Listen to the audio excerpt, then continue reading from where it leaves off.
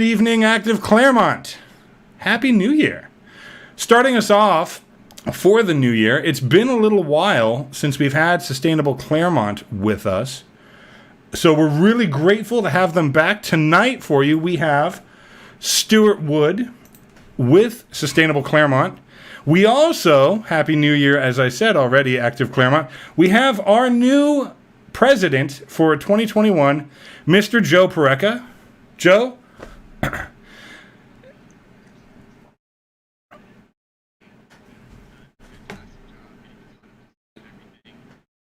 Joe, duct tape. I forgot to unmute you. Duct tape. I'm sorry, Joe. It's okay. It's duct tapes and wires, everybody. I'm really sorry. Joe was so excited, and we wasted the good surprise on me. I'm sorry, Joe. Okay. That's all right.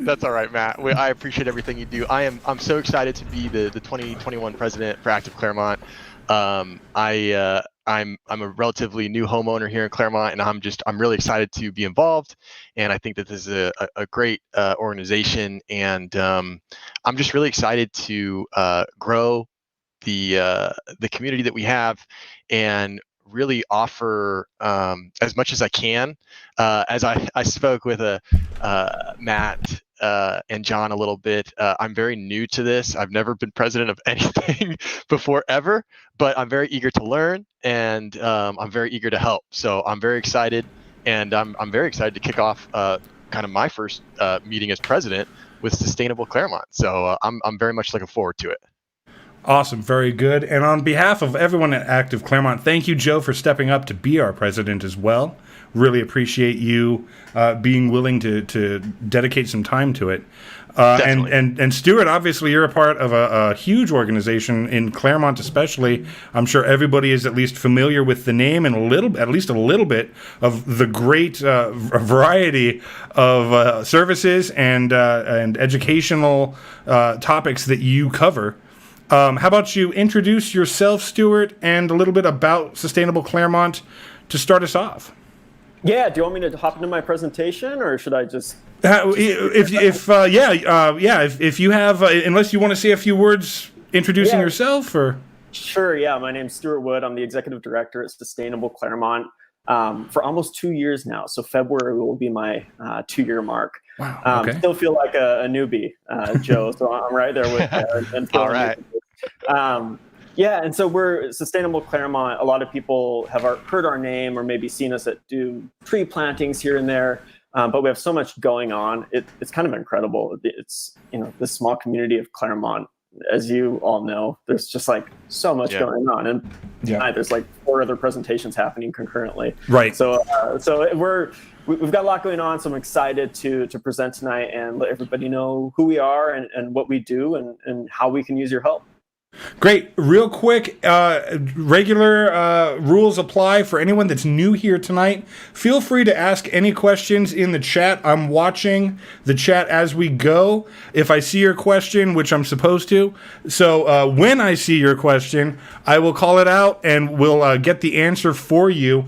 And if I skip your question, don't worry. I should keep a pretty good eye on things. I just want to make sure that we're not interrupting Stuart or anything. However, just because we're presenting or we're in the middle of a topic, if you have a question, feel free to chat it, and I will get to it as soon as I can. And Stuart, with that, the floor is yours. All right, great. Let me go ahead and pull this up, and let me know if you all can see that okay. Is that Perfect. slide going? Looking good. Looks wonderful. All right, great. And Matt, feel free to interrupt me like at any time with questions. I prefer it, and we could address anything that comes up along the way. Sounds good. All right, awesome. So just a brief outline of my talk tonight. I'm just going to do a quick introduction about myself, a quick introduction to Sustainable Claremont, really focusing on our 2019-2020 calendar year accomplishments, which I think paint like a more clear picture of who we are and what we do, and then how we had to transition and why we had to transition, right, for all the obvious reasons, in the 2020-2021 program year, and what that means looking ahead. So what we're looking for in 2021, 2022, and beyond. And then I'll, of course, be happy to address any questions and any discussion Matt or Joe or anybody watching. Sounds good. Awesome. So here's this is me, Stuart Wood, Executive Director of Sustainable Claremont. So as I said, I'm here in almost year 2 at Sustainable Claremont. We live locally, but before I was at Sustainable Claremont, I worked at Shoes That Fit, another great Claremont nonprofit. And my wife works there now, my wife, Stephanie. Professionally, before that, I was a writer at another nonprofit, kind of hybrid nonprofit / think tank called Eco America. And I headed their communities and cities blog and content and all the writing around that. And I was an adjunct professor of environmental politics, American government, political science from University of Laverne and Pepperdine and Cal State University San Bernardino. But as you can imagine, driving from like Malibu to San Bernardino as an adjunct, it takes its toll. So that's in the past. I did my PhD here in Claremont at CGU in politics, political science. My 2 areas of specialty were political philosophy and American politics. My focus was on climate misinformation. And I live in Laverne, not Claremont, with my wife and our 2 kids, Rue and Finn. And so if you hear a crying baby, it'll be Finn. And if somebody comes out and interrupts, it'll be Rooney. Fair enough. Very strong likelihood of that happening. Okay, so you guys are seeing the slide changes, right? Okay. Yep. Okay.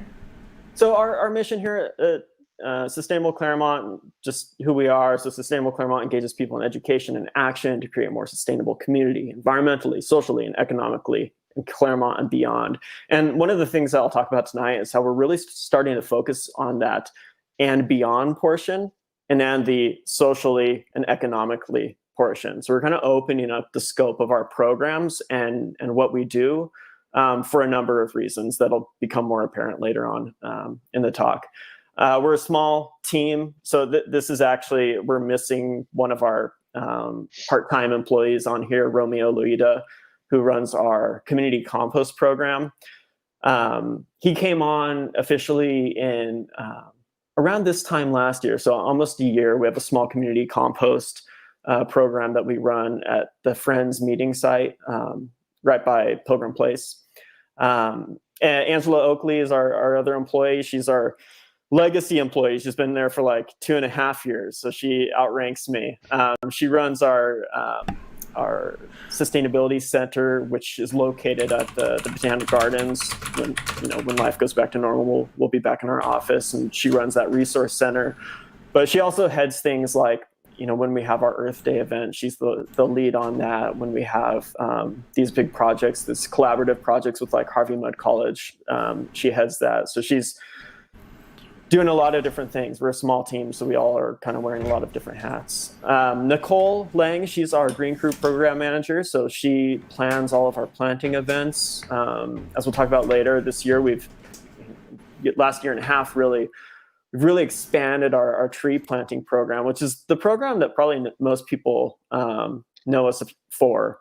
For the past three years, we've been doing that program in Claremont, where we plant in city trees in residential easements or Claremont public land. And we've since expanded that to disadvantaged communities in Rancho Cucamonga and Pomona. So that's been one of our real highlights in the last year or so. And Nicole Lang has been one of the real, point persons on that and really instrumental in helping us do that. Very cool. And then there's me. We already talked about me. Okay, so these are just some top line accomplishments that we had in the 2019-2020 program year. And this is I'm really proud of these numbers, but there's still these are the numbers that we had with COVID present. And so you can imagine that, wow. With looking to next year, once we get back to normal, we'll hopefully see a big increase. So 350 volunteers, the volunteer hours around 1,500, 200 trees planted in 3 cities. At all of our different meetings, whether it's our garden club workshops or film screening, sustainability dialogues, we had over 1,600 people attend. So in a small community like Claremont, we're really reaching a lot of community members. And what's always really surprising to me is the number of people from like adjacent communities that are coming to Claremont because of the programs that we're doing. So that's always like an exciting thing. When we do like tree plantings, we'll get people driving from South Pasadena or Riverside, San Bernardino. Yeah. And so it's something that I think that is easy to sort of take advantage of.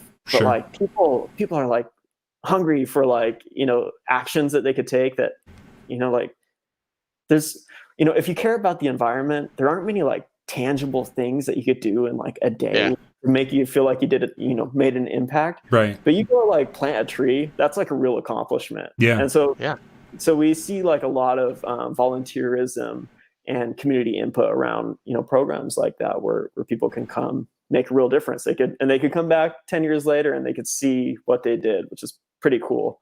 Yeah, and not to stop you on that point, not to interrupt too much. I promise I won't. But I think also from what I've talked to a lot of people, I think there's a general sense of not knowing how to go about, like, even if somebody wants to do something like that in their own yard, there's a certain element of, but I really don't know what I'm doing. And to come out to an event like yours is kind of like, oh, that wasn't difficult. Right. Yeah. Like that, one of our key things that we always try to keep in mind, like whether it's a tree planting or a composting workshop or whatever, is to have our programs like the easiest on-ramp to action with an impact as is possible. So like you said, like I didn't know how to like plant a tree before I came to Sustainable Claremont. Right. But you show up at one of our plantings, and the first thing we do is we teach you how to plant a tree, and it's not hard. Like anybody can learn how to plant trees. Right. And so, but you take that back with you, and now it's like maybe you wanted to plant 1 or 2 fruit trees in your yard, and you had just been waiting because you didn't know how to go about that. And so now you have this resource, Sustainable Claremont, and we helped you learn how to plant a tree, and we have a resource center. So if you need to know like where should you buy trees, you contact us and we could provide all that follow-up information. So it's always like trying to make that like first step as easy as possible. Yeah, 100%. Very cool. All right, cool. Should I move on? No. Yeah, great. All right. Awesome. And so just a couple more numbers from last year. We have our Sustainability Resource Center, which I mentioned Angela runs.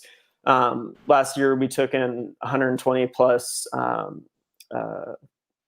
inquiries, so people calling, looking for arborists in the area that they could reach out to, or resources for water conservation or water-wise landscaping, like you name it. We have like this list of local resources that we can provide to people for free, when they contact the Sustainability Resource Center. So that's a really cool program that we have. And we try to keep it as updated as possible. Every year we go through it. We just went through the process of updating it, and updating the look of it the past like month or two. And so it's a great, again, just like a resource for people who want to get involved, want to make that next step, but just don't know how. We have a community compost program, which I just had a long meeting today about, a really great meeting that we're looking to really scale that up. For the calendar year I'm showing here, we have about 22, 25 households involved. And just those households produce 10,000 plus pounds of food waste that we composted. And, wow. Yeah, so like if that waste had gone to the landfill, that's the equivalent, greenhouse gas equivalent of 9,500 vehicle miles traveled. So getting in the way that we calculate this, there's this great tool on the EPA's website. It's like a greenhouse gas calculator that only like environmental nerds like me and other people I work with like know about. Sure. But you plug in like the poundage or the tonnage of properly composted material and see how much greenhouse gas is averted by composting instead of putting it into landfill where methane is created. And so you can imagine hopping in a Toyota Camry and driving 9,500 miles, right? But we avoided that by just having people compost in their community. Yeah. So again, like another really super cool program that we're looking to really scale up in these years and months moving forward. People get really amped about compost. It sounds weird, I know, but like I don't know if either of you guys compost, but once you start doing it, it takes over your life. Like you're always thinking like, can I put this in the compost? Can I not? Like, I know it sounds crazy, but it really is one of those things that like it becomes fun. It's like gardening or something like that. Something you're always kind of working on. I think that falls in line again with what we were talking about. It's something where people don't know how to start, but then once they do, it's like, again, this is easy. Like this isn't as hard as I thought. Yeah, and so just to speak to that, one of the things that I think we've not done well in the past is having the other hands-on opportunities to learn like this. So, it's one thing to have like, a dialogue like we're having now over Zoom or at the Han Center at Pomona College or, at an auditorium. It's another to like meet at a site and just be like, all right, how do I compost? Like, show me what to put in, show me what not to put in, and like, let's do it right now. And then I could take that home, and figure out how to do that. And so, once this public health crisis is behind us, one of the things that we're really looking at ramping up is that in person, either like, and having options for it, like one-on-one tree planting lessons, one-on-one composting lessons, small group environments where we could do that. Yeah. And so that's like an exciting thing that I'm looking forward to in 2021. Very cool. All right, cool. I'm going to keep going. Real quick, it looks like we have a question about programs, but I know that's coming up next. Who provides follow-up care for newly planted trees? Good question. So the trees are one of those things where it sounds so easy. You plant a tree, but like the steps that go into that can be really complicated. So there are different rules for the trees that we plant based upon the pot of money that paid for the trees and where they're planted. General rule of thumb is that if we planted the trees with our grant funding, we're on the hook to make sure that they're established for 3 years. Okay. And then after that, if it's on city property, then it's the city tree to care for and maintain. Yeah. When we plant in people's front yards or easements that they're responsible for, then the same thing. The homeowner is responsible for caring for it, and we have a lot of different ways of working with the homeowner to provide the education to make sure that tree survives. We have a bot for the cell phone that tells them when they ought to water their tree that they could opt into. And we have to do Nicole and her youth arbor apprenticeship interns will go back and look at all the places that we had planted our trees to make sure they're doing well. And if they're not, we'll go up to the people's homes and try to have a conversation with them. We might water them ourselves, just taking like gallon containers of water and trying to make sure that they survive. We're on the hook to replace any tree from our grant for 3 years. So if we plant, 1,000 trees and 20 of them die, then we have to replace them with our own funds. So it's in our interest to make sure that they survive. Now we have in the past had tree planting programs and events where we were holding the event for trees that were planted with the city's grant funding. This is where it gets probably too much information. But in that case, we're not responsible we want to keep those trees alive, but it becomes the city's responsibility to make sure that those trees, take root and have enough water and, thrive. Sure. So does that? Oh, absolutely. And not to go too far on, and if you have a better spot where we can talk about this in your presentation, let me know. You mentioned the types of trees. What types of trees are you planting? And I guess to whittle that down a little as well. Is there like if a homeowner, for example, wants to plant a tree, is there kind of a list that they go off of, or is it any tree? Yeah, good. Okay, so the city has a city street tree list. So all of our trees that we plant is based upon the street that the trees are being planted on, Okay. and the corresponding trees that are allowed to be planted on that street. And so the Okay. city came up with this list. I think it was maybe last updated. I would be guessing. Um, but it has a number of trees that kind of fit the neighborhood, that are good trees for residential units, right? You don't want like, a giant tree for, a small home with a small yard. So we try to be cognizant of that. If the street tree list has, 5 or 6 or 7 different trees on it, when we do our plantings, we will work with the homeowner if they have like a preference. So we'll tell them, look, we're slated to plant a Chinese elm in your front yard. If they like really don't like that, then they could contact us and say they don't want it, and we can say, okay, well, these are the other options, and we'll work with them to find one that they want, because we want community buy-in, right? We want people to take these trees and take care of them and love them and water them, and this is like it's community building, it's place building, and so you plant 100 trees on the street and it transforms the street for a generation. So we want to make sure that it fits with the community and it is what they want.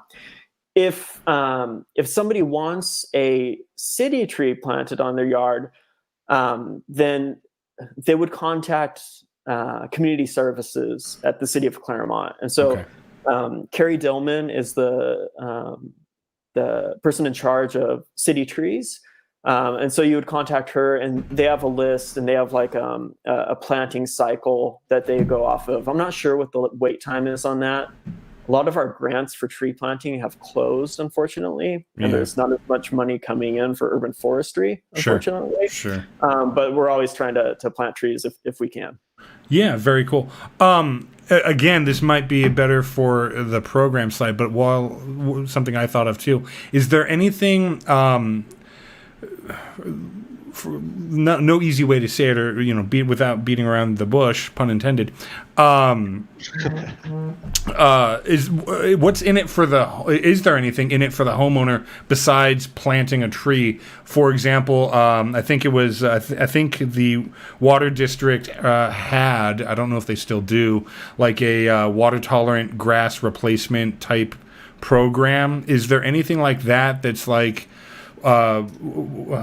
making your yard more water efficient, or planting a tree, doing something that would really get them involved in your organization for that reason? I think the short answer is no. So are you talking about sort of like a financial incentive for planting the tree? Not necessarily, but besides just, gosh, I just want to get into the trees, or maybe like you said, maybe it would be a way of them starting their own kind of garden or growing their own fruit or something like that. Is there any other, obviously the financial comes up, but is there anything, city incentive or anything like that that would get them involved, or that could get them involved? Yeah, so like the sort of benefits of planting trees are many. So this is one of the things that we have one part of our program, our Green Crew program, is called Walk the Town. And so when we plant in a neighborhood, we go door to door, and we knock on the door, and then like 99% of the time nobody answers because we're like a stranger knocking on their door. But we'll leave like a thing and call them. We'll come back and try to talk to them in person, and we go over like what is in it for you, right? People want to plant a tree. Sorry, I think I missed the gist of your question the first time around. So, no worries. Yeah. So anyway, there are a lot of benefits of trees. So like there's the obvious ones that like us environmentalists care about, or provides habitat for native wildlife, right? It sequesters CO2. It in certain instances, it can help retain groundwater and help deal with groundwater runoff. And so there are a lot of like really important things that trees do. Right. But also, so say you're like, you could care less about the environment and like you just want to get down to like what's in it for me, Sure. which people do, right? So one thing is that there have been studies shown that tree-lined streets increase the value of households. That's one. Going out and touching trees and being in nature reduces stress. The shade provided by trees, if planted in the right place, can reduce one's electricity bill. You don't have to worry so much about AC during the summer months, during the warmer months.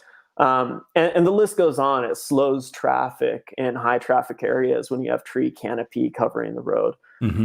There are a lot of like other benefits. None of them are like hard financial things. So I know there's like the turf replacement program where they'll reimburse you like X amount of dollars per square foot of, water-wise landscaping. Yeah. So there's not that, but there are the more like soft benefits of like plant this tree in this location and you will see savings down the road. Sure.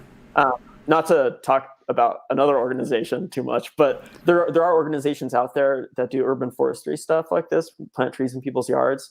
And the way that they determine where to plant it is they have like a little GIS tracker, and they plant it to get the greatest electricity savings for that household based upon the species of the tree. And so the program's funded by the electricity utility, right? Obviously. So like they're worried about, over demand and power. And so that's one of the things they do. And so that's all about the finances of it. And so like we can do that same thing, but we're coming at it from the CO2 angle. Yeah. But those crossover, those like Venn diagram things line up. Sure. Very cool.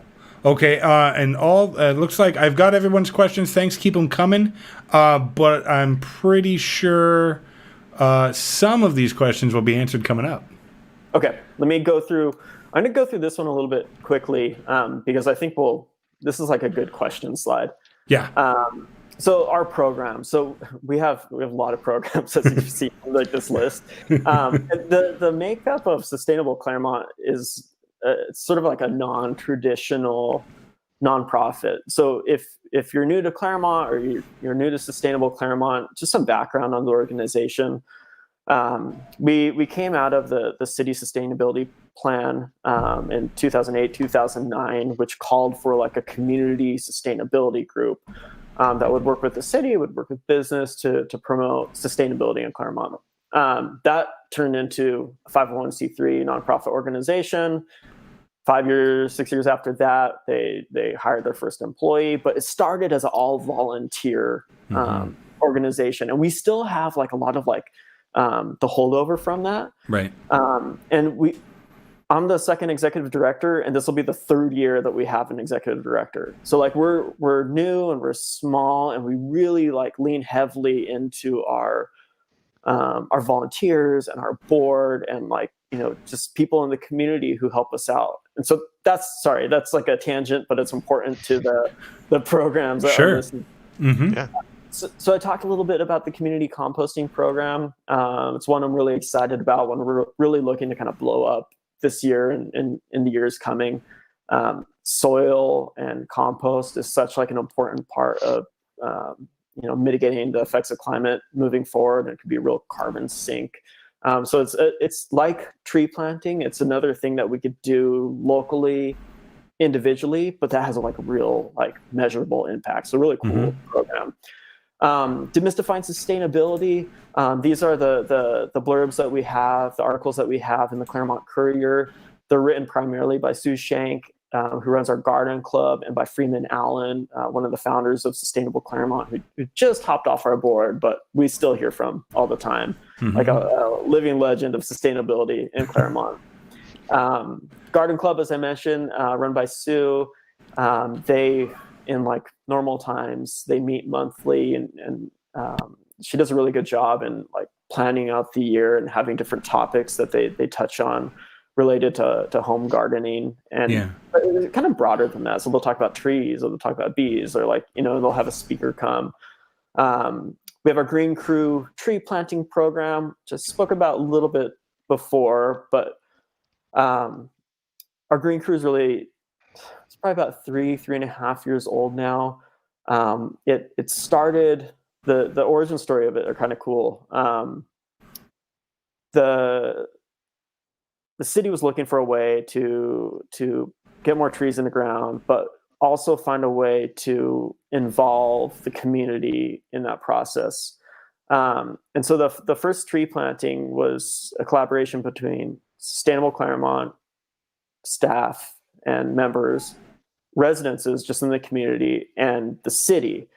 And the intention wasn't to create this like long running program. It was to kind of see how things would go. And it was like a amazing hit. Like the community members were like blown away. It was this great way for the community and city staff and council to all kind of interact in like a positive environment, right? You go to like a city council meeting and it's not always the most positive environment between community members and council, right? They could be tense and there's a lot of things to battle over. But this is one of those times where it's like just for instance, this wasn't in the beginning, but when I started here at Sustainable Claremont, one of the first big plantings that I had was Arbor Day in 2019.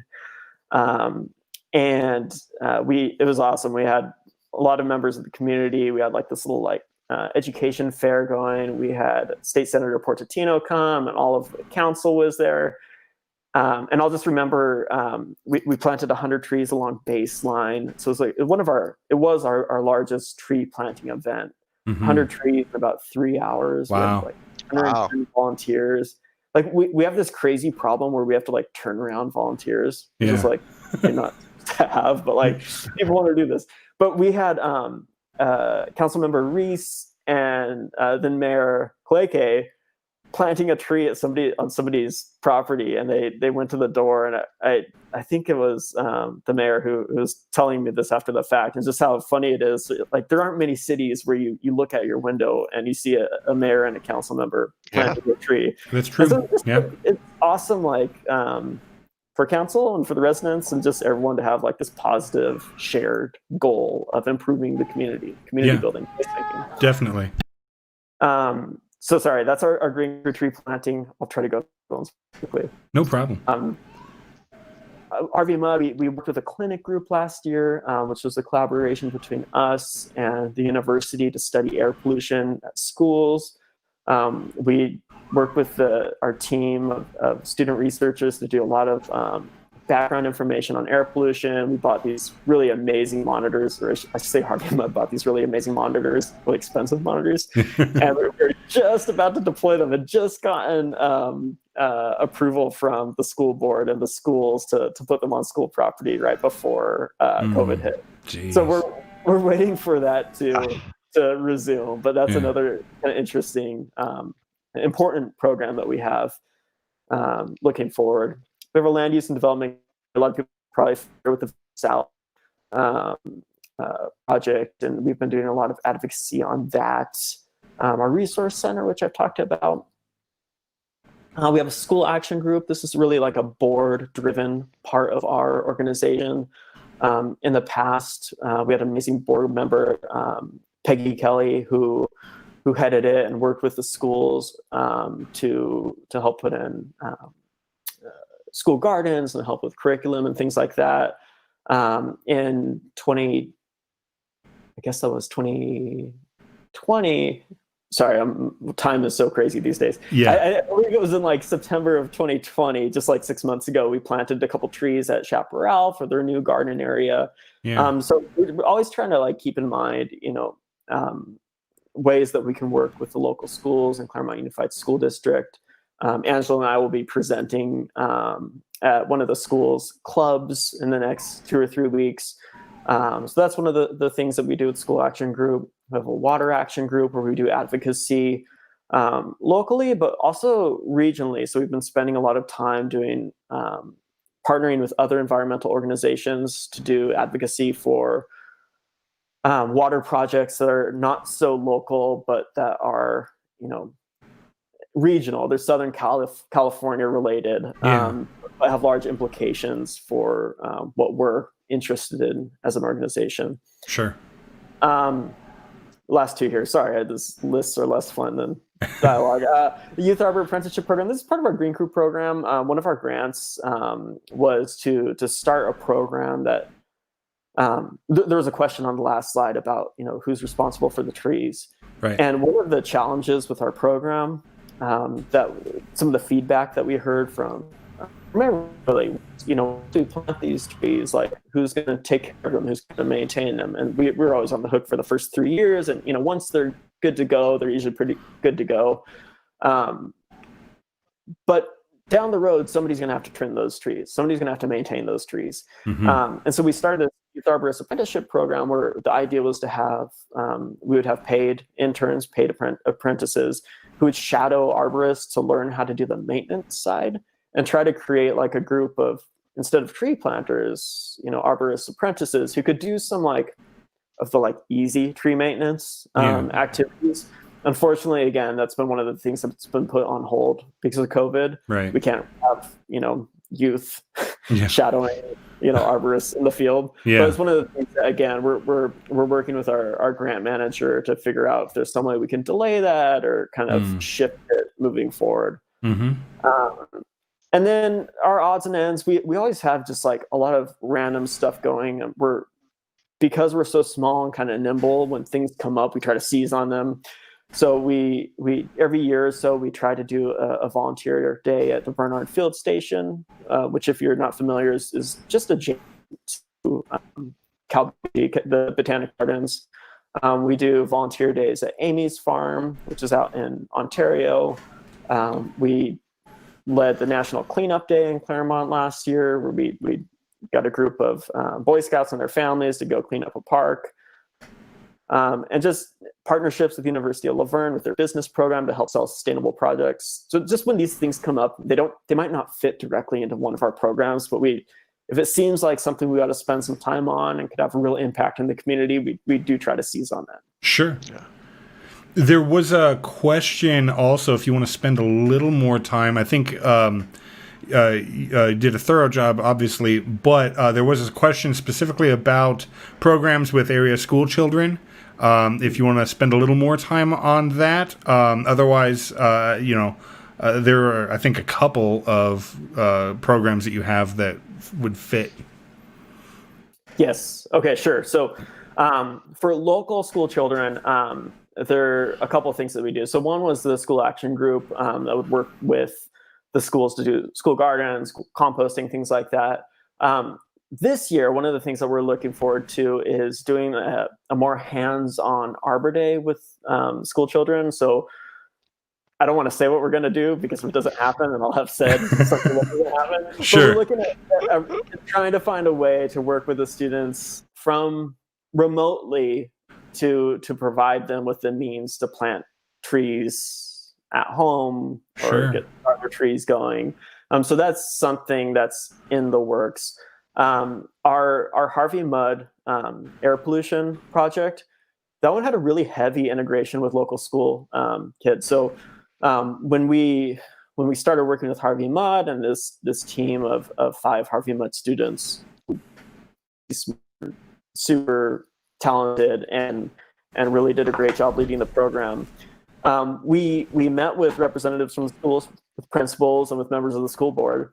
And of course, what they wanted was us to find a way to integrate our research with their students. And so the plan was to have students help with reading the air pollution monitors. So because the Claremont Unified had a problem with a hacker and internet security last year, we weren't able to hook up any of our air pollution monitors to the internet. And so we were going to have people go every day and download the data and help interpret it. Okay. And so that was one of the things where we were really looking forward to working with students to every day go download the information and then send it our way and work with them to talk about like what air pollution is, what the effects of it are, why it's particularly troubling for youth, who have developing lungs or are lower to the ground, closer to the exhaust pipes when they're walking to school.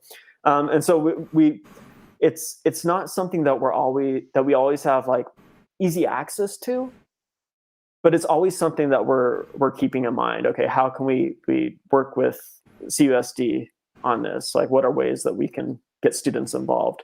And a lot of our tree planters, a lot of our professional tree planters are students from CUSD. So Wow. a lot of participation from the schools. Very cool. And let's see. Yeah, Good. I think we're good. I think we're good. I have everyone's questions, but I know some of this is going to be coming up, so Okay. I think it's good. All right. So I thought that instead of, I've already done this, I've already said like because of COVID, but because of COVID, I thought it was worth just taking a second to, we talked about the things that we were able to accomplish, but I think it's worth, we're all being affected by this. And so I think it's worth me spending some time on how we were affected by this and how hopefully, we've been able to pivot, and I feel like we're in a really good place, but like it's substantially changed how our organization operates and where our focus lies. Yeah. So just for like a little context, our biggest fundraiser throughout the year is Earth Day. To a lesser extent, it's Arbor Day, but Earth Day. If you've not been to the event, in 2019, we closed down 2nd Street in downtown. We had 2 blocks, and we had 78 vendor spaces filled. We estimate like 5,000 to 6,000 people. Wow. It's really great. We had like entertainment, like it was just like a super fun event and like a good fundraiser for us. We were able to get sponsors, we were able to get fees from exhibitors, and like Sure. we are a professional organization with professional staff who have a mortgage to pay or bills to pay or whatever. And so it's important that we have these things. Definitely. Canceled. So that was one of the things I remember sitting in the community services department, and we were like, maybe like early February, we were like, we're not going to have to cancel this, right? Because of COVID. That's not gonna. And then like, early March, we have to cancel, right? Yeah. So, it's just not going to happen. And so canceling Earth Day, last year at this time, we were just starting to plan a new program and our inaugural Green Home Tour. Which we're going to do this year. So the idea was to have 5 different homes in Claremont where you can go tour the home, meet with the homeowner, and these homes are selected specifically because they have elements of like home sustainability upgrades. And so I find myself in the position, this sort of goes back to like the easy on-ramp for sustainability. Yeah. I find myself in the position where like there are things that I want to do, but like I don't know where to get started and I don't know how to get started, so I just don't do them. And so the idea of the Green Home Tour was to be like, all right, I want to get solar, and like you gave me this list, this resource guide of solar, vendors in the area, but like I'm still like hesitant to do it, so nothing happens. And so we thought it'd be cool to have a Green Home Tour where you can go to someone's house and be like, hey, like, who'd you use? Like, what would you have done differently? Like, hey, I think you also have like the Tesla wall. Like, is that worth it? Should I do that? Right. Or like, you have this, Waterwise Landscaping. Who'd you use? Would you use them again? Like, what wouldn't you do? Right. And just to have that like interactive conversation. Yeah. And to be inspired by what other people are doing. Like some of the homes we have on our list, they've done like a really amazing thing. It's like installing heat pumps, like really kind of cutting edge stuff. Sure. And saying like, I went to this home and it was amazing, and like probably can't do everything, but maybe I could do this one thing. They said it was really easy, and they gave me the guy's card, and just sort of setting people up to empower themselves to take that next step. And that was slated again to be like another major new fundraiser. Right. And it was slated for May, and so obviously that didn't happen. But we're gonna have it this year. We got a grant, fortunately, from Edison to put it on, so we have to have it this year, which is a good thing to have. So now we're trying to figure out when that'll be and whether we're going to wait until late summer, so that hopefully people can come in person. If we're going to have to do like a virtual version, like the Claremont Heritage, I know they do their great home tours, and they did a virtual one, and it was really good. They did a really good job on it. So I think that's something that is something we're exploring. Cool. Some other small changes, and I'll just kind of go through these quickly, is our tree planting events. The coolest thing about our tree planting events were that there were events and we would get community members of that whole like community engagement thing I was talking about. So that's completely gone away. And so like in the last 2-3 months, we've planted 128 trees. And by we, I mean like that that long list of staff members on slide 2 or 3. So we're all, we're trying to steal a board member here and there. But we have grant deadlines and we've got to get the trees in the ground. And it's just been one of those things one of the changes that's been made. And, the word tree huggers, we love to go out there and plant trees, but like we miss like the community interaction. And so we're really looking forward to hopefully having those events again, crank up maybe next fall. Yeah. The other ones, I'm going to skip over the next two because they're kind of speak for themselves. The other major impact of COVID is the loss of funding from the city, the contract with the city and their community-based organization grants that they gave.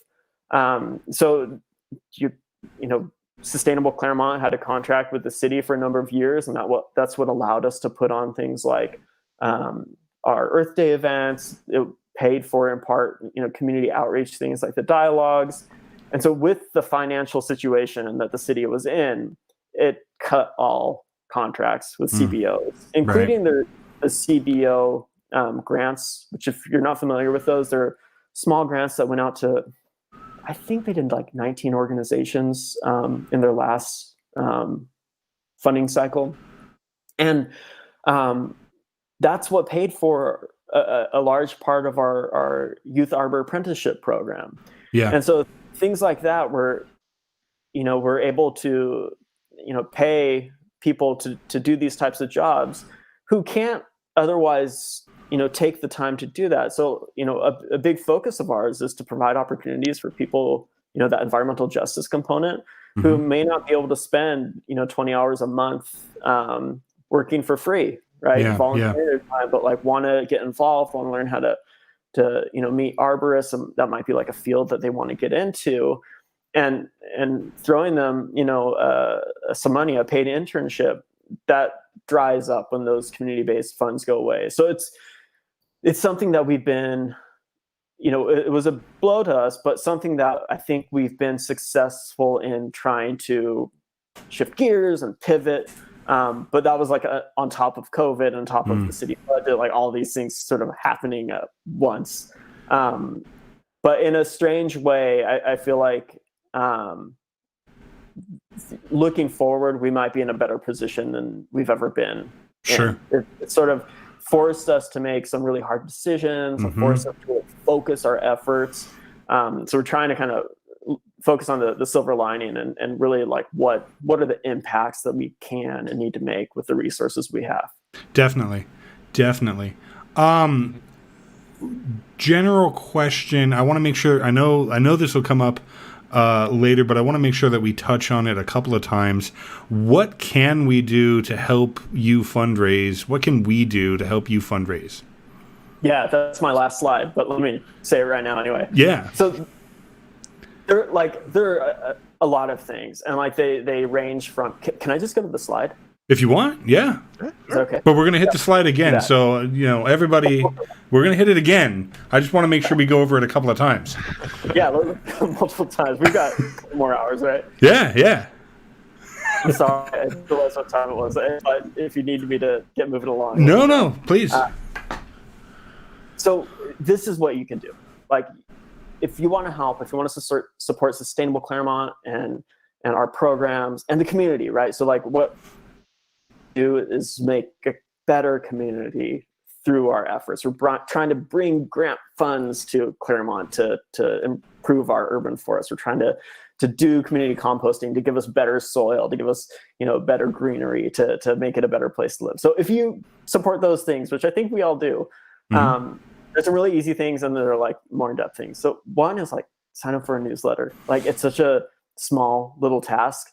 But when we go to sponsors and even when we go to grant makers, one of the things that we have to list is how large is our network, right? And that helps us secure funding down the road. So like please open the emails and read them. But if you just subscribe to them and delete them, that's okay too. So sign up and just that way we have like a microphone to you. And, maybe 9 times out of 10, it's not things you're interested in. But then there's that one where it's like, oh, I actually, really want to listen to a dialogue on a bike share program. or whatever. So we're trying to appeal to different interests. Sure. Same with social. Like if you can like or share or support us on Facebook and Instagram, again, it just gives us that other line of communication. And again, those numbers matter to grant makers and funders and sponsors when we go to them. And Right. so we have like a decent following, which is really great. But those are the low, like, I kind of want to help Sustainable Claremont. Right. I don't want to do too much.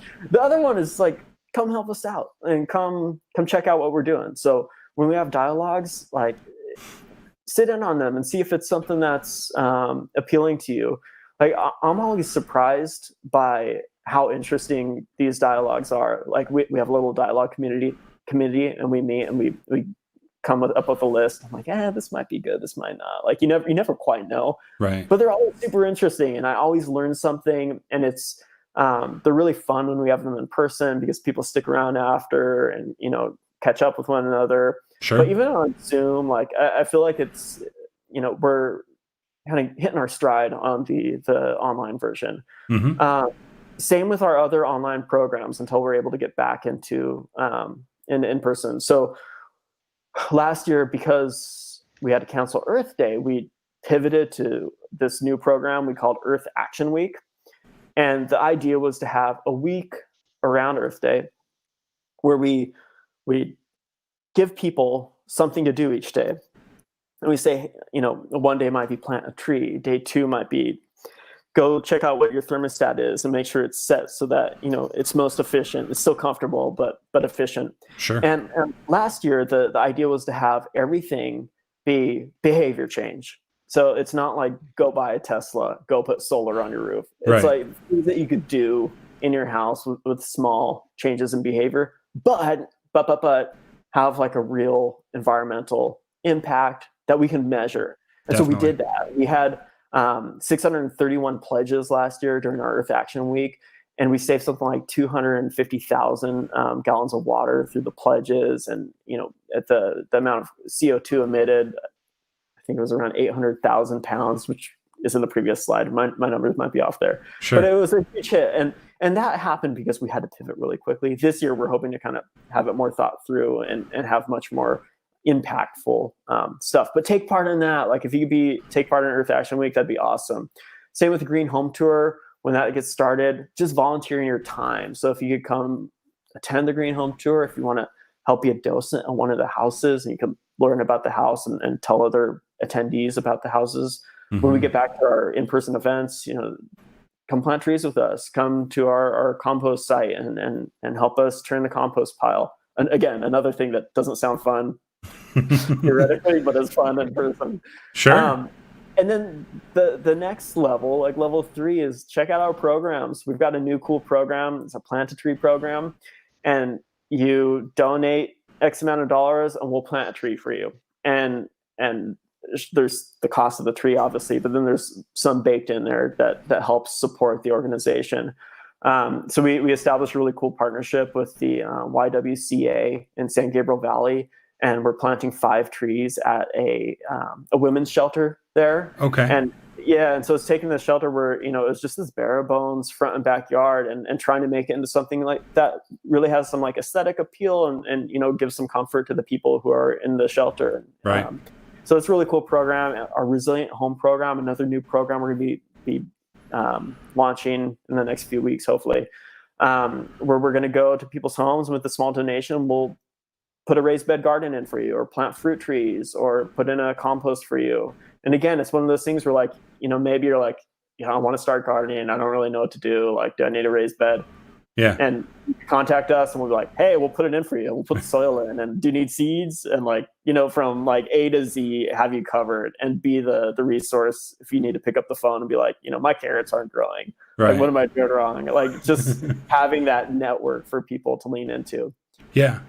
And the last one is donate. Like, we had our biggest year-end fundraiser that we've ever had this year, just in December, where we almost matched our fundraising from 2018 and 2019 combined. Wow. In 2020. Wow. And so it's super amazing. And like it really goes to show that like the community is there for us, and they're bought into this, and like we're all sort of in it together. And Sure.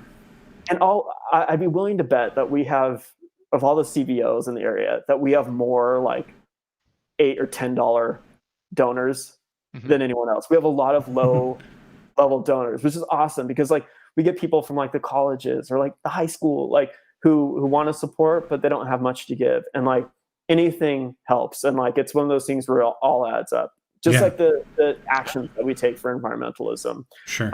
So direct support financially, and then just like feedback. Like if there are things like that are happening that, you know, maybe you don't think we have our eye on, or is like an environmental concern of yours that you don't think that we are doing enough about, like let us know. Like we're constrained by staff and bandwidth and time and money and all those things, but maybe it's, you know, something that we put on the back burner, and then the grant funding comes up and we're able to jump on it, right? Because it was something we weren't focused on, and that it was brought to our attention. Sure. That's something that happened with the air pollution thing. We had an individual in Claremont contacted me. Was really concerned with the air pollution.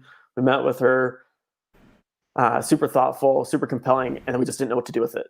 And so sat there for like a couple months and like, you know, banging around ideas in my head about like how we can move forward on it. And then I got a call from Harvey Mudd that they want to do a clinic project. I was like, there it is. Like we can match students with air pollution. So a lot of times like there's no like direct, like, you know, okay, next month we'll start doing this to address your concerns. But like we're serious about it, and we want to know what you're concerned about, and if it's something we can address down the line. Sure. That's great.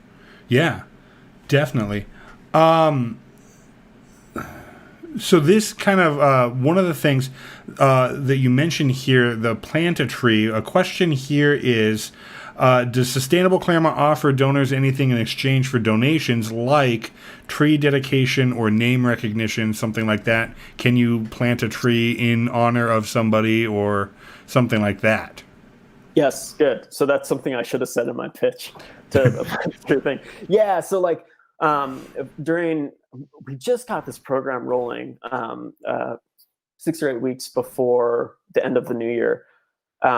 So one of the things that when you plant a tree, when you donate and we plant a tree for you, we send you like an instant PDF certificate, and we could make the certificate out any way you'd like. And so we had a number of people plant in someone's honor. We've had memorial trees. Because of the location of where we plant the trees, we're unfortunately not able to do like any identifiers on the tree on site. But we do our best to tell the donor where it's being planted, the species of the tree, and then give them recognition. And we're looking at our to list the adopted trees in our annual report at the end of the year. Very cool. Let's see. Would you consider doing any partnership events with David and Margaret's Youth Services or Haynes Family of Programs? Yes, I would. So I've been diligently emailing people to find places to plant trees, and those have both been emailed, but I've not yet heard back. So whoever asked that question. Okay, Alex. Alex, it's on you. Yes. Stuart, Stuart at sustainableclaremont.org. I would love to get in contact with anybody who knows anybody, because we're for our plant a tree program. There are a lot of hurdles of planting a city tree, right? And a lot of the plant a tree program trees, are like one-offs. And so we'll go plant a tree this weekend or 2 trees next week. And so it's better to have places like private property or institutions where we can go and have a contact there and say, hey, just FYI, next Friday we're going to come plant a tree, and have like the 5 spots where they want trees planted and then pre-approved where we could go and quickly do it. Yeah. And so we're looking at places locally that need trees and that we think would benefit from them, whether it's a school, where more canopy is needed, or David and Margaret or Haynes Family, House of Ruth, anything like that. We'd be happy to partner. Please. Okay. Yeah. And actually, kind of something that I thought of. I live nearby one of the I forget what they're called, but it's like the water district, like well, it's an open field area, and there's literally nothing in it. Could you do something like, I think there's a few tall bushes. I don't know that I would call anything like tree. It's literally like a vacant lot. Is that something like, is it like that for a reason? Can you not plant there? That's a good question. I don't know, but we could follow up on that. Yeah. So like, let's follow up on that, because again, like, let's fill all the spots we can with trees that are good spots for trees. And definitely. So yeah. If things like that come up, I'm happy to follow up on that. So yeah, let's connect after this. Sure. Sounds good. I think we are caught up mostly. I think we're caught up to the questions there. If you want to go back to the slide that we came from. Yeah, so this is just, and we've kind of gotten to this. Sorry, I feel like my presentation's going long. No, you're doing great. We appreciate you taking the time. This is great stuff. And the other thing, I'm just sitting here thinking, for example, I'm a marketing kind of guy, so I'm just sitting here like, people want to get out of their houses. What a great opportunity. Like when the time comes, you want your kids out of the house, you want yourself out of the house. What are we going to do for an afternoon? I need a morning or an afternoon, and I'm seeing it. Yeah. And at our tree planting events, it's families. Right. Like, so much families, and like they get out there and they plant together for 3 hours, and like it's just like there aren't a lot of opportunities like that. And then you have the rest of your day, and you planted 5 trees with your family and kids. And so yeah, exactly. Cool. So this is just what we're looking at moving forward. And like, when I think about our programs, I try to think about it in a couple different ways. One is like, I want us to be focusing on things that, are, easy on-ramps for action, but that have, a real impact, and one that we can measure as best as possible. So most of the things that we do hit those Venn diagram circles line up, but not all of them. Another way I think of it is just like locality.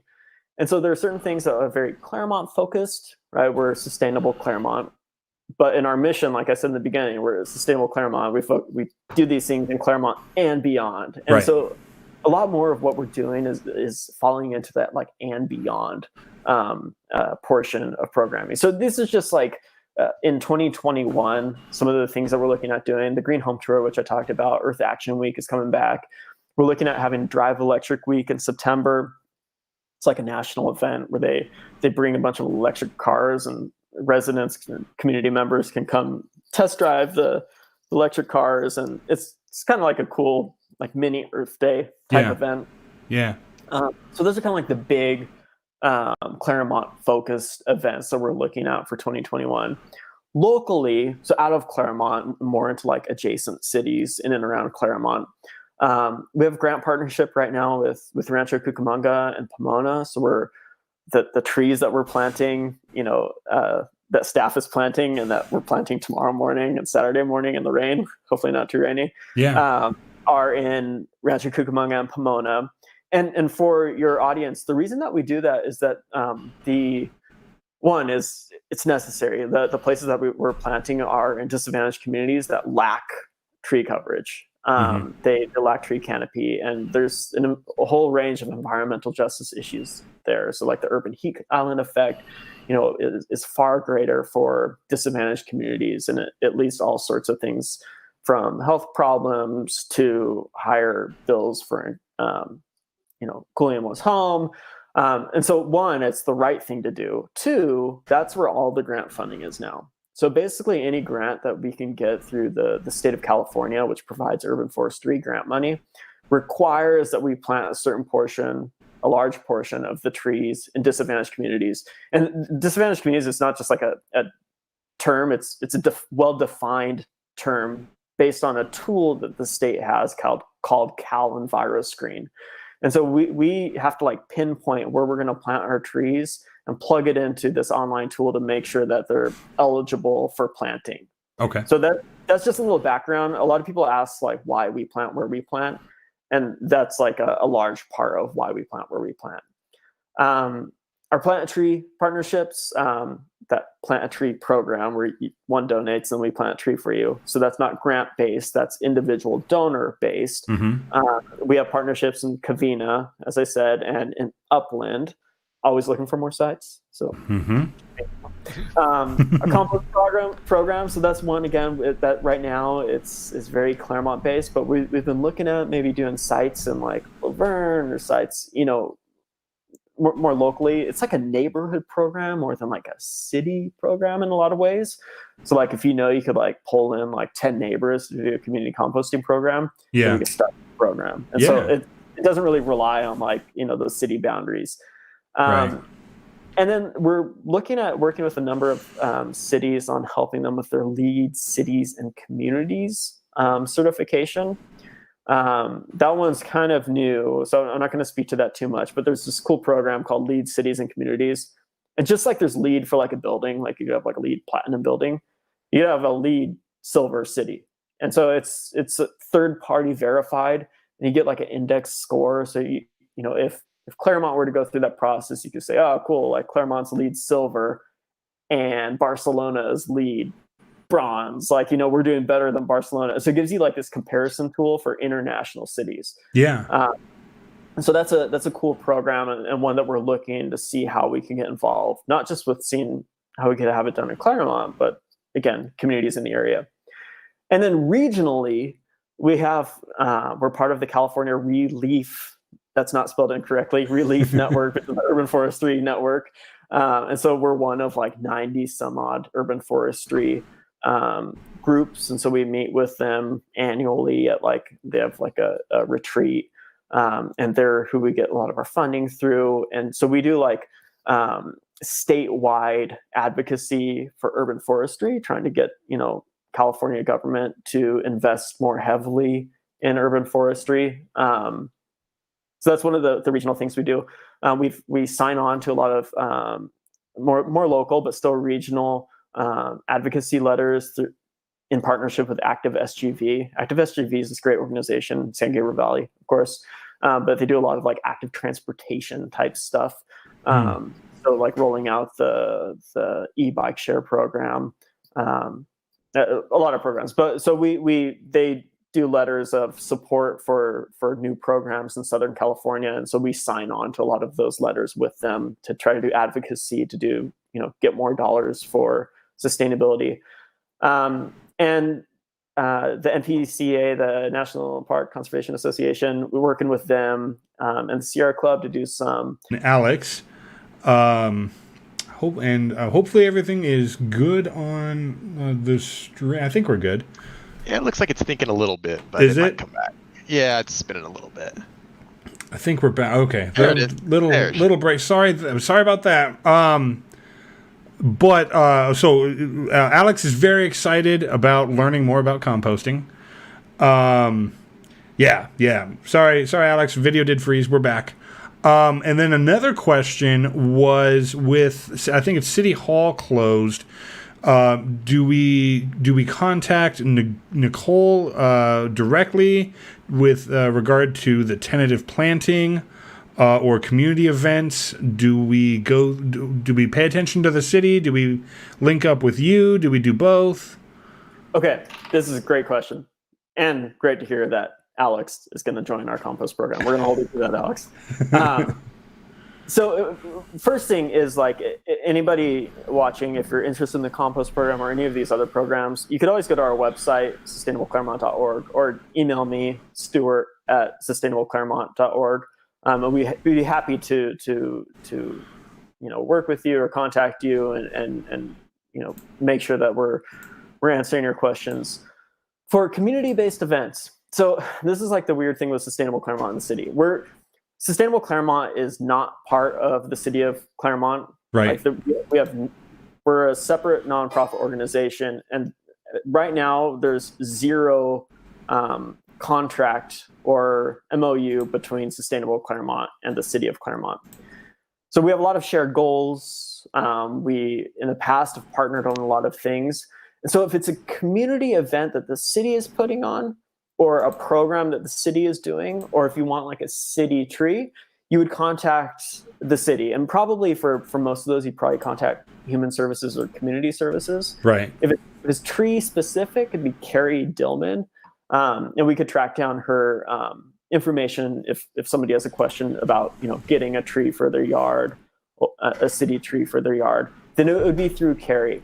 If it's for a sustainable Claremont event, like a tree planting event in Pomona or Rancho, or if we are able to do them again in Claremont in the future, then you would contact us and we would handle all the outreach and all the back end logistics for it. Sure. Did I get to the question? Yeah, I think so. I think also definitely stay tuned on social media, which you can do right now. You can just open another tab and do that. Follow us all on social media.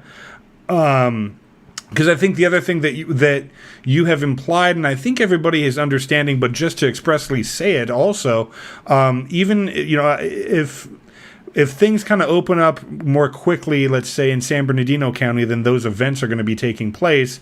Us being here in Claremont or even Pomona, we can go to those. So even if it's not in your town, it's 6 miles away. Yes, and we've got like super planters who come to every single planting event, and they're awesome. And then we've got people who come to one, and it's their thing, and they just never do it again, or we're all over the map. But our events are always open to everybody. 9 times out of 10, 99 out of 100, they're free events for the community. So all of our events will be listed on our website. They'll be listed on social. We're pretty good about getting things on Instagram. We're really good about getting them on Facebook. Sure. And then depending on the event, we also use Eventbrite if that's something that anyone in your network uses to find events. But it's just, we get less engagement from Eventbrite and Twitter and Instagram. So really we focus on Facebook for better or worse. Sure. But yeah, always our website if you've got a question about, what's going on, or just contact us and we can answer your questions. Right, definitely. And real quick, just to dispel that myth. Good, John. It looks like we answered your question. So good. Thank you for the question, John.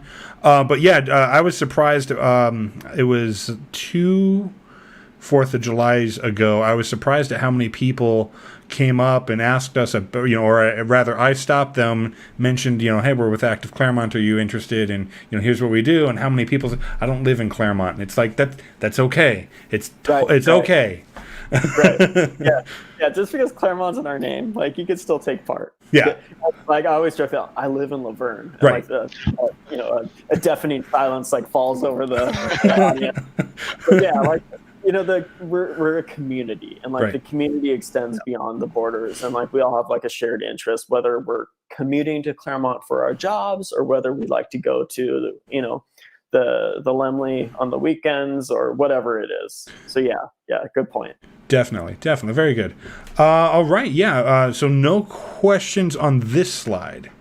Okay, this is easy. This is just a picture. So the big one is our, you can see Nicole in there, and then those are our youth arborist apprentices. So when that program was active, when we're here planting at a park in Pomona. And so it's just super cool to see they're all, either from a disadvantaged community or they're youth from local colleges and wanting to get involved and taking action and really making a difference.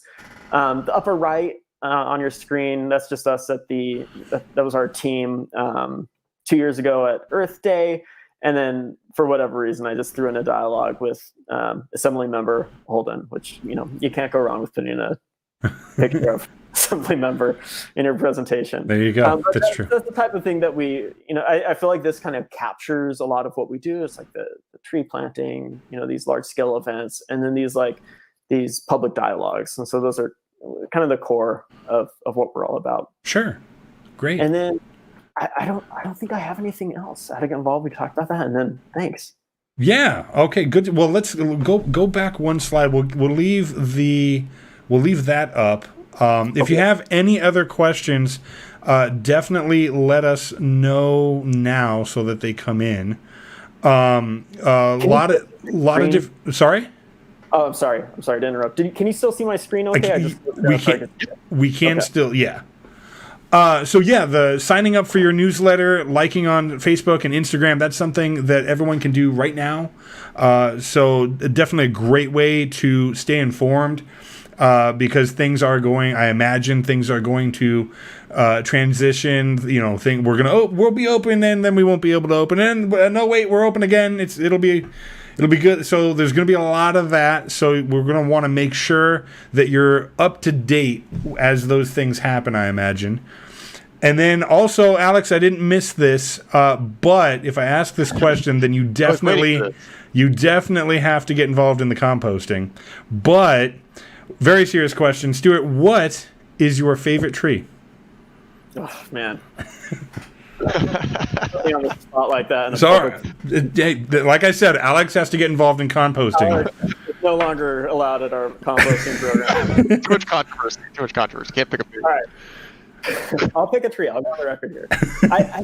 I think I have to go just a coast live oak. Like, how do you beat coast live oak? They're so grand and amazing, and they're, the sprawling. And we've got this is a boring tangent that Alex probably doesn't want to hear about. But I do this thing where I rate trees when we're driving in the car with my wife. Okay.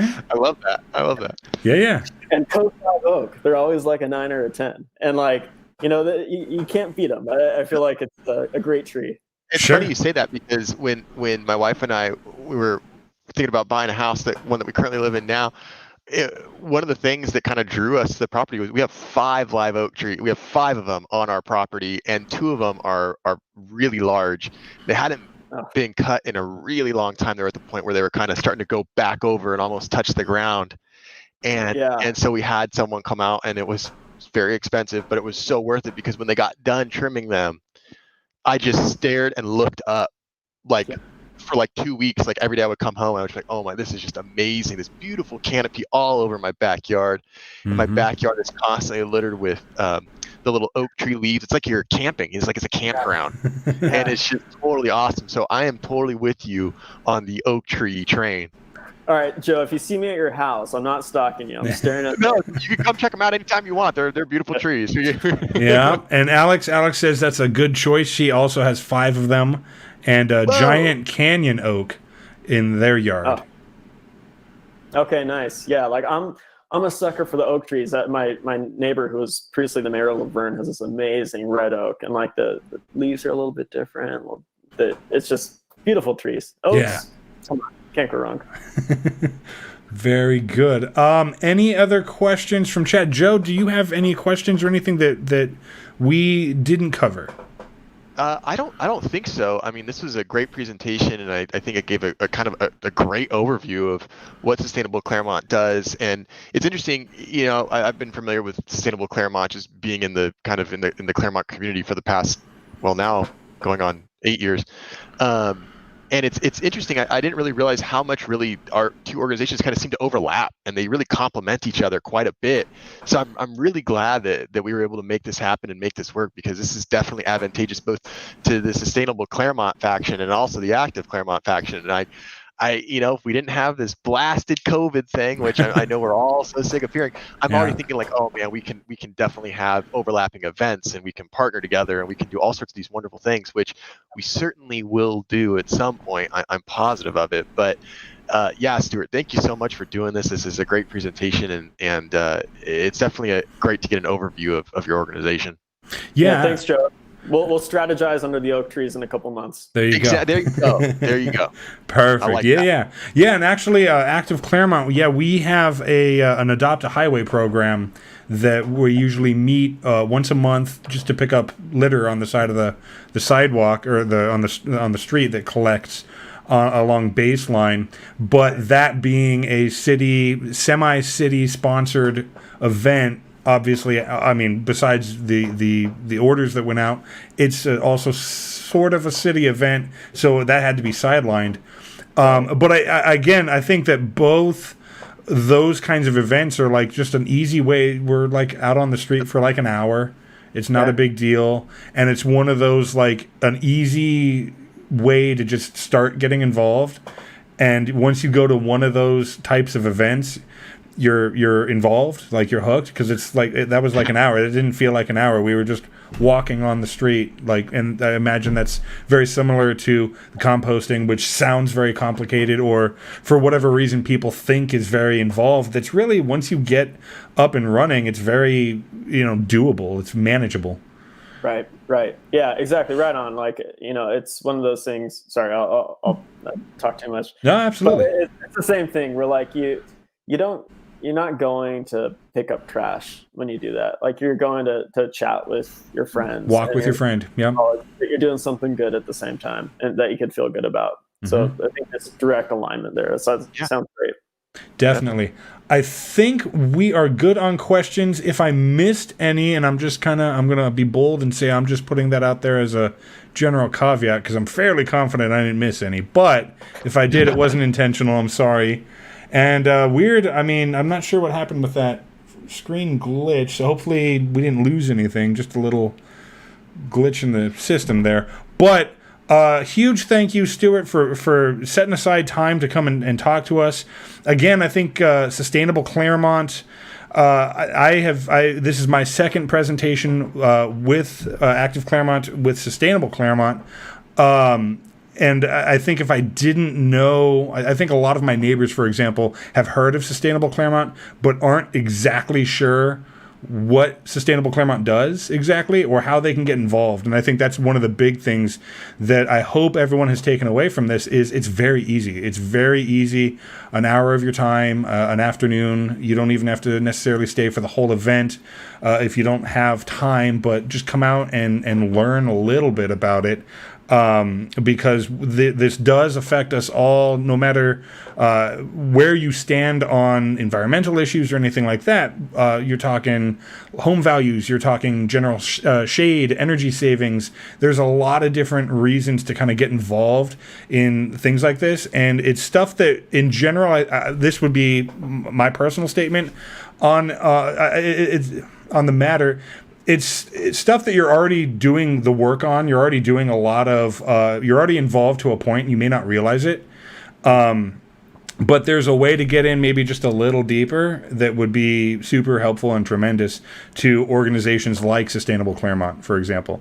Even just liking and sharing their posts on Facebook and Instagram, like we said, you may not realize how that is being used by people that are supporting Sustainable Claremont, but even just doing that is huge.